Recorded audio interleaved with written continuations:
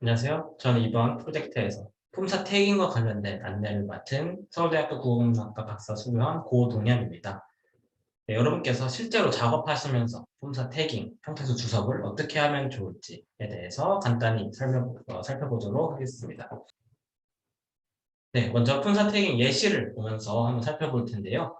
일단 여기 원문이 이렇게 있습니다. 이 원문은 실제 저희가 분석해야 할 대상 원문이 되겠죠. 그것을 어절 단위, 즉 띄어쓰기 단위로 이렇게 분석을 해놓은 것을 정리를 해놓은 것입니다. 그다음에 형태소 주석이 있는데요. 이 주석은 형태소 분석기, 이제 자동으로 주석하는 주석기가 미리 한번 분석을 해놓은 것을 보여주고 있습니다. 그래서 보시면 아빠 슬래시 NNG 플러스 가 슬래시 JKS 이런 식으로 되어 있죠. 이 아빠가를 어떻게 분석했느냐 하면 아빠와 가 두 개의 형태소가 일단 있고 각각 NNG에 해당하는 라벨을 붙여주고 JKS에 해당하는 라벨을 붙여준 것입니다. 이 아빠는 그럼 이제 NNG 일반 명사로 분석이 되어 있는 것이고 가는 JKS 주격조사로 분석이 되어 있는 것인데요. 이런 MAG 뭐 이런 것도 있고 VV, EC 이런 것도 있고 다양하게 주석이 달려 있는 것을 살펴볼 수 있습니다. 그렇다면 이 각각의 주석이 어떤 것을 의미하는지를 알아야 저희가 이것을 가지고 맞았는지 틀렸는지를 판단한 다음에 만약 틀렸으면 여기다 고쳐져서 올바른 형태, 올바른 주석을 다시 써놓고 만약 맞았으면 그냥 지나가서 공란으로 남겨두고 이런 것이 가능하겠죠. 네, 그렇다면 각각이 어떤 의미가 있는지 품사 태깅의 구체적인 예를 살펴보도록 하겠습니다. 네, 여기 보시면 이제 품사 태그 세트 분류 기준이 있습니다. 일단 분류를 어떻게 기준으로 나누느냐? 이런 세 분류, 저희가 쓰게 되는 것은 세 분류에 해당하는 것을 쓰게 됩니다. 네, 엄청 다양하죠. 근데 어렵진 않습니다. 좀 이렇게 묶어서 살펴보다 보면 금방 이해하실 수 있는데요. 일단 좀 더 주목해서 보는 것은 체언과 용언류입니다. 네, 체언은 명사, 대명사, 수사처럼 문장에 쓰일 때 독립적으로 쓸 수 있고 그 다음에 형태의 변화가 없는 그런 것들을 이야기합니다. 용어는 문장에 쓰일 때 반드시 어미류와 함께 결합을 해야 쓸 수 있고 형태가 의존적인 거죠. 네, 그리고 형태의 변화가 있기도 하는 그런 부류를 이야기합니다. 세분해서 명사는 일반 명사, 고유 명사, 의존 명사 이렇게 나뉘기도 합니다. 네, 이렇게 5가지 부류를 체언이라고 할 수 있고 여기도 마찬가지로 5가지 부류를 용언이라고 부릅니다. 그러면 각각이 어떤 것을 의미하는지 그리고 그 외의 것들은 어떤 것이 있는지에 대해서 좀 살펴보도록 하겠습니다. 먼저 체언을 살펴보면 명사가 있죠. 명사는 크게 일반 명사, 고유 명사, 그 다음에 의존 명사 이렇게 나뉘었었죠. 네, 일반 명사는 그렇게 특별한 것이 없습니다. 사전에 올라가 있는 명사를 이제 얘기를 하죠. 그 다음에 사전에 없더라도 뭐 이름절 한자어, 한자 성어, 외국어 음차, 뭐 I, love you, I 이런 것도 이제 일반 명사로 분류를 하고 있는 것을 확인할 수 있습니다.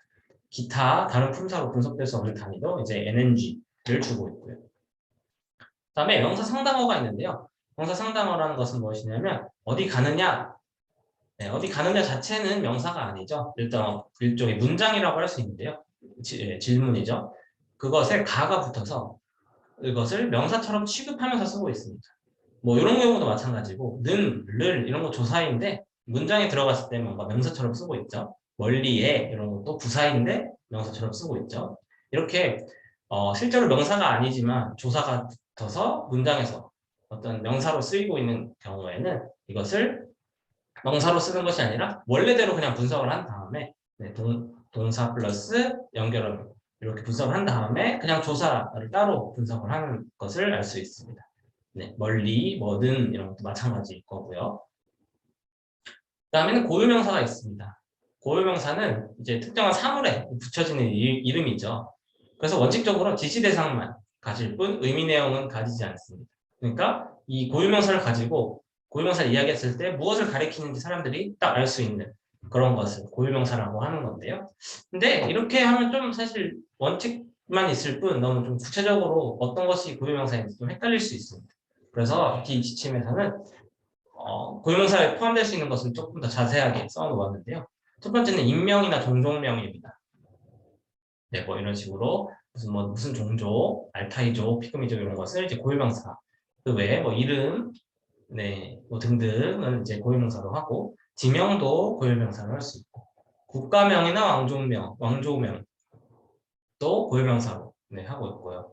여기서 좀 특이한 점은 국가명에 국민을 나타내는 인이 붙어가지고 이집트인 이런 식으로 쓰는 경우는 이건 일반 명사로 분류를 하고 있어요.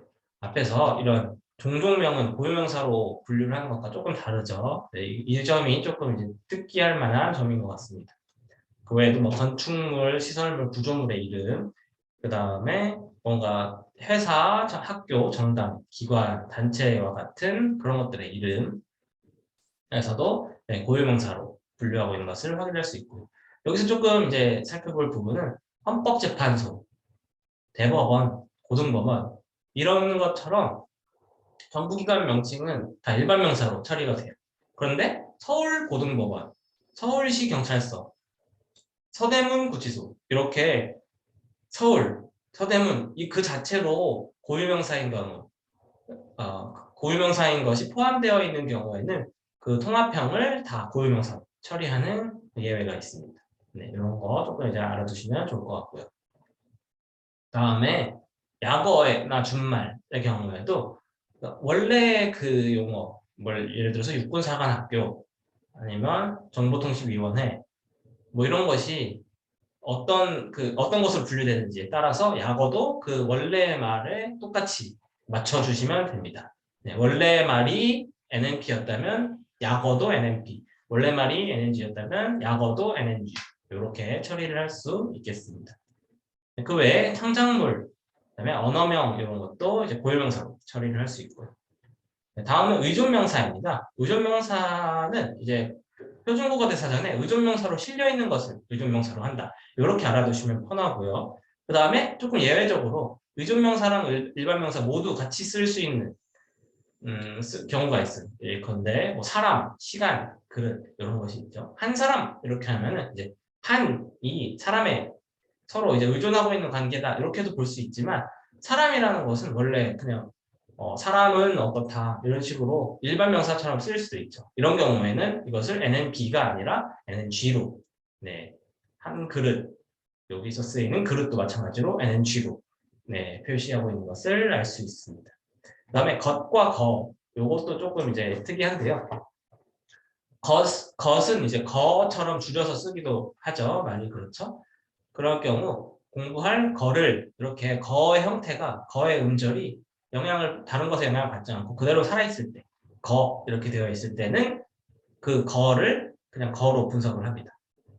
그런데 개 이런 것처럼 거로 변하긴 했는데 거기에 또 뭔가 붙어 있는 형태, 그 음절 자체가 거로 유지되지 않는 형태의 경우에는 것으로 한 다음에 여기를 뒤에로 이렇게 표시를 해주는 것을 확인할 수 있죠. 네, 이런 거 조금 특이한 점입니다. 이것만 주의해 주시면 좋을 것 같고요. 그 다음에 대명사가 있습니다. 대명사에는 뭐 특별할 것이 없습니다. 네, 거가 들어가는 이것 그것 저것 이거 그거 저거가 이제 앞에와 똑같이 거의 형태가 유지되지 않으면 것으로 복원을 한다는 점 이것만 좀 특이한 것 같고요. 그 다음에 나머지도 조금 한번 읽어보시면 좋을 것 같고 수사도 네, 특별한 것은 없습니다. 네, 수사라는 것은 여기서 아라비아 숫자로 쓰여 있는 것을 말하는 것이 아니라 이렇게 하나, 둘, 셋, 뭐 1, 2, 3 이런 식으로 한글로 쓰여 있는 경우를 가리킵니다. 이런 것을 수사로 분류를 할 수 있고요. 그 다음에 용언이 있습니다. 네, 체언과 용언 크게 좀 더 주목하고자 하는 부분이었죠. 용언에는 동사와 형용사가 있죠. 일단 동사와 형용사는 특별할 것이 없어요. 그냥 사전에 동사로 실려 있는 거, 사전에 형용사로 실려 있는 거, 네, 이런 것들을 가리키면 됩니다. 네, VB와 VA로 표시를 하면 되고요. 그 다음에 보조 용언이 있습니다. 네, 언어학적으로 보면 보조 동사와 보조 형용사 이렇게 나뉘기도 하는데요. 여기서는 그냥 보조 용언으로 전체를 VX로 표현을 하시면 됩니다. 이 VX는 이런 것들이 있어요. 뭐 가다, 가지다, 계시다. 여기서 보시면 흘러가다. 이 앞에 나오는 동사가 진행되다. 이런 의미를 지금 더해주고 있죠. 여기서 마찬가지로 뭐 와 계시다. 온 손님께서 온 상태로 그대로 있다. 이런 의미가 더해지는 거죠. 이렇게 앞에 것을 본용언, 뒤에 것을 보조용언이라고 하는데 본용언의 뜻을 더해주는 기능을 하는 것들을 보조용언이라고 하고 있습니다. 그래서 이런 것들은 다 표준국어 대사전에 그 쓰임이 제시가 되어 있으니까 그런 기준에 따라서 지금 목록을 좀 이렇게 정해둔 것들이 있습니다. 목록을 먼저 한번 살펴보시고 이제 품사 태깅에 시작하시면 좋을 것 같고요. 네, 그 다음에 지정사가 있어요. 지정사는 이다, 아니다 두 개밖에 없습니다. 이다는 VCP로 표현을 하고 아니다는 VCN으로 표시를 하는 것을 확인할 수 있죠. 네, 이렇게 되어 있습니다. 그런데 여기서 좀 주의할 점은 이 VCP를 복원을 해야 하는 경우가 있어요. 그러니까 원문에 쓰여 있기로는 이가 전혀 들어가 있지 않은데 실제로는 들어가 있는 것으로 간주를 해서 이제 복원을 시켜야 하는 경우가 있습니다. 이렇게 보시면 훌륭한 교사다. 여기는 이가 없죠. 그런데 형태서 주석에는 이가 다시 살아나 있습니다. 네, 이런 경우 체언의 어미가 직접 연결된 경우, 조사의 어미가 직접 연결된 경우, 였다. 네, 였다는 이었다로 이렇게 분석을 하죠. 그 다음에 어미 이런 것들. 인용문 뒤에 오는 요거는 복원하지 않고 이런 좀 주의점들이 있어요. 조금 헷갈리실 수 있기 때문에 이런 것을 미리 알아두시면 좋겠습니다. 네, 다음은 수식어인데요. 여기는 별로 어렵지 않습니다. 관형사에는 성상관형사, MMA죠. 지시관형사, MMD, 그다음에 수관형사, 뭐 이런 것들이 있는데요. 그런 것에서 뭐 특별한 것은 없습니다. 다만 조금 이제 헷갈릴 수 있는 것은 이 성상관형사나 지시관형사 이런 경우에 이거 형용사의 관형사형이 아닌가 이렇게 헷갈리실 수도 있어요. 그렇지만 그 역할이다 이런 것들은 다 역할이나 그 형태가 조금 다르기 때문에 그런 것을 다 관형사로 표시해 주시면 될 것 같습니다. 그 다음에 이제 부사가 있는데요.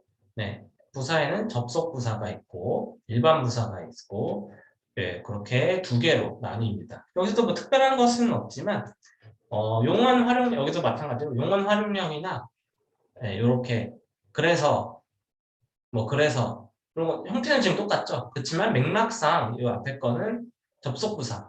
네, 이 문장을 앞에 문장에 더해서 이제 얘기해주는 그런 역할을 하고 이 뒤에 두 번째 글에서는 영희가 그러해서 결석을 했구나 이런 의미죠. 이런 경우에는 이게 용언의 활용형으로 볼 수 있습니다. 그래서 이런 차이, 중의적인 경우를 조심하셔야 될 것 같고요. 일반 부사에서도 마찬가지로 명사인지 아니면 부사인지 헷갈리는 경우들이 있습니다. 이런 것도 마찬가지로 그 맥락에 따라서 조금 판단을 하셔야 하는 부분들이 있습니다. 이것을 좀 주의하셔야 될 것 같고요. 그 다음에 감탄사, 이거는 특별하게 뭐 말씀드릴 게 없는 것 같고, 그 다음에 관계원이 있습니다. 관계원에는 사실 많은 종류들이 있죠. 일단 조사류가 있어요. 근데 격조사는 주격조사, 뭐 이가 그렇죠? 네. 깨서 뭐 이서도 주격조사로 분류가 되고 있고요. 그다음에 복격조사, 되다 아니다의 앞에 있는 이가. 그러니까 이가가 주격조사일 수도 있고 복격조사일 수도 있어요. 네. 그것만 주의하시면 될 것 같고. 그다음에 목적격조사 을을, 관형격조사 의, 부사격조사에는 조금 종류가 많고요. 네, 이렇게 좀 있죠. 네, 이런 것들. 그다음에 호격조사. 뭐 누군가를 부를 때 쓰는 거. 호동아, 철수야, 뭐 주여 이런 식으로 할 때 이아, 뭐 야, 여, 뭐 이런 것들, 이런 것은 호격조사라고 하고, 그다음에 인용격조사도 있습니다. 인용격조사는 뭐뭐라고, 뭐뭐고, 뭐뭐라고 이런 것들이 있는데요. 여기서 주의하실 점은 인용격조사는 인용 구호가 쓰여 있는 경우만 제한을 해서 인용격조사로 분석을 합니다. 그러니까 철수는 다음 주에 놀러 와도 좋다. 따옴표가 있죠, 여기에. 이렇게 따옴표가 있을 때 고가 들어간다면 요 고는 인용격 조사입니다. 그런데 철수는 영희가 좋다고 말했다. 여기는 따옴표가 없죠. 네, 혹은 뭐 다른 인용 구호가 아무것도 없습니다. 이런 경우에는 그냥 이것을 어미로 분석을 합니다. 좋다, 여기 좋다고 이런 식으로 네, 분석을 하시면 됩니다. 그다음에 접속조사도 있죠. 네, 와, 과. 두 개를 이제 두 단어를 이어주는 역할을 하는 접속조사들이 있습니다. 네, 보조사에는 종류가 좀 많아요. 요렇게 많이 있죠. 보조사에서는 좀 조금 주의하실 점이 그 개사의 활용형, 네, 과 구별을 하는 것은 조금 조심하실 필요가 있을 것 같아요. 네, 이 부분은 한번 읽어보시면서 이런 것을 연결어미로 분석하고 이런 것은 보조사로 분석하는구나. 네, 한번 알아두시면 좋을 것 같습니다. 그다음에 중의성이 있는 경우에는 문맥을 보고 판단해야 한다라는 것이고요. 그다음에 그 의존 형태들도 있는데요. 먼저 선어말 어미가 있죠. 선어말 어미는 이것만 선어말 어미로 하시면 돼요. 그래서 뭐 특별하게 어려우실 것은 없습니다. 뭐 get, 의시, 뭐 옵, 이런 것들이 있습니다. 그리고 동별어미, 문장을 끝낼 때 쓰는 것을 동별어미라고 하는데요. 동별어미에도 종류가 많이 있죠. 다만 이런 것들을 이제 그 종결부호, 문장 종결부호가 있어요. SF로 분류되는 뭐 마침표라든지 느낌표, 물음표 이런 것들이 있는데 요거 앞에 쓰인 것만 EF로 주는다는 점을 네, 이렇게 이해하시면 좋을 것 같습니다. 그다음에 이제 연결어미가 있죠. 연결어미에도 종류가 많아요. 여기도 뭐 종류가 많지만 특별히 어려우실 것은 없을 겁니다. 네, 이렇게 있고요. 그다음에 전성어미류가 있어요. 명사형 전성어미, 관형사형 전성어미. 그다음에 접두사 뭐 종류가 이런 것이 있고 전미사에는 이런 것들이 있고 네, 이런 것을 특별히 제가 언급할 부분은 없는 것 같습니다. 한번 살펴보시면 쉽게 이해하실 수 있을 겁니다. 네, 이제 어근을 살펴볼 텐데요. 어근은 이제 분리형으로 이렇게 따뜻하다. 원래는 따뜻하다죠. 근데 분리해서 따뜻도 하다. 이렇게 쓰이는 경우들이 제법 있죠. 네, 이렇게 분리형으로 쓰이는 경우가 아마 어근 분석의 주가 될 것인데요. 네, 그 외에도 뭔가 이렇게 마포로 정체극심 이런 식으로 신문 제목에 쓸 것 같은 그런 경우에도 원래는 이제 극심하다 이렇게 해서 극심하까지를 하나의 어떤 형용사 VA로 분석을 해야 하는데 여기서는 이제 극심 이렇게 쓰일 때는 이걸 XR로 줄 수밖에 없겠죠. 네, 이런 경우 XR이 되고 그 외에 하다, 거리다, 되다 등이 결합된 형태이면 그냥 이렇게 전체를 근직 하까지를 VB 혹은 VA 뭐 이런 식으로 주시면 됩니다. 이렇게 따로 분리해서 쓰이는 경우만 XR을 주신다. 이렇게 이해하시면 좋을 것 같습니다.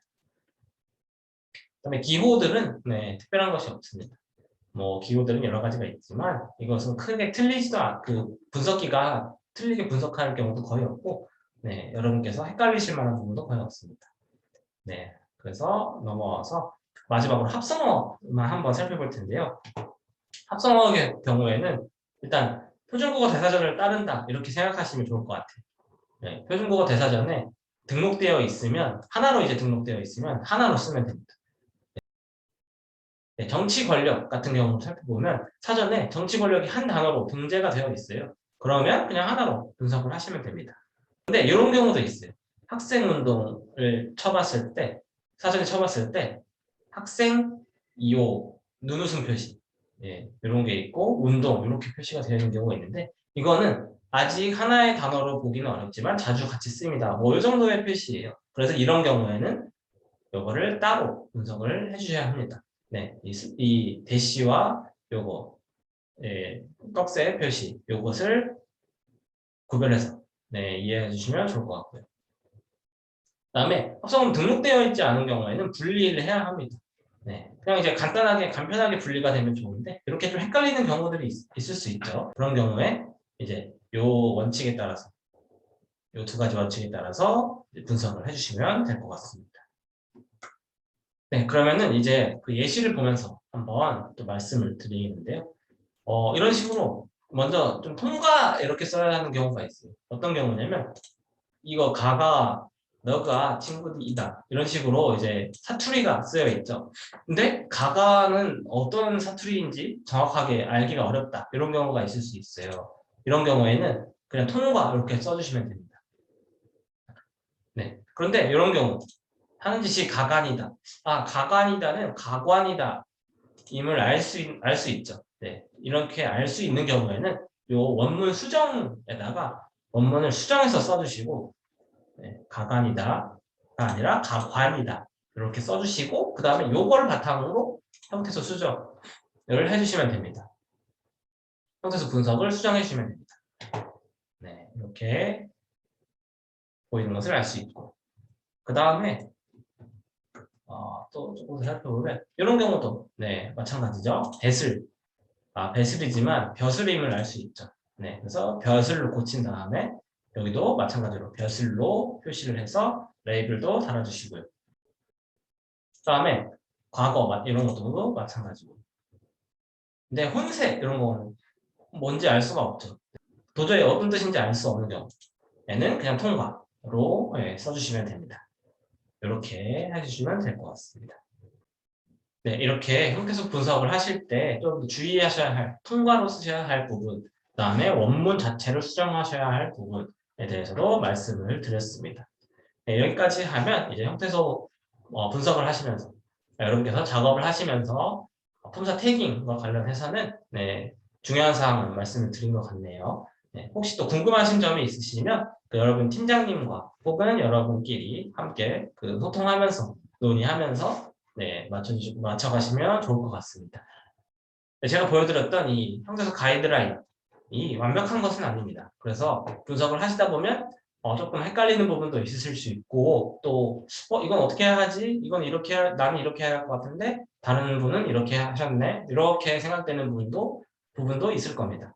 그런 경우에는 여러분 팀장님과 그리고 여러분 팀원끼리 함께 논의를 하시면서 네, 맞춰 나가시면 좋을 것 같습니다.